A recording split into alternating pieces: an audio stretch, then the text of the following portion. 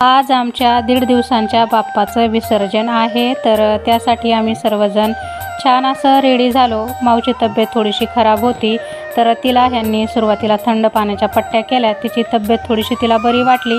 त्यानंतर आम्ही सर्वांनी मिळून बाप्पांची आरती केली आणि ज्या काही सर्वांच्या इच्छा आहेत त्या बाप्पांच्या कानामध्ये सांगितल्या। त्यानंतर थोडेसे मोदक आणि फळं मी कट करून घेतलेले आहेत तिथे सर्वांना प्रसाद म्हणून वाटण्यासाठी। त्यानंतर बाप्पांचा जय जयकार करत आम्ही इथे गणेशकुंडावरती पोहोचलो।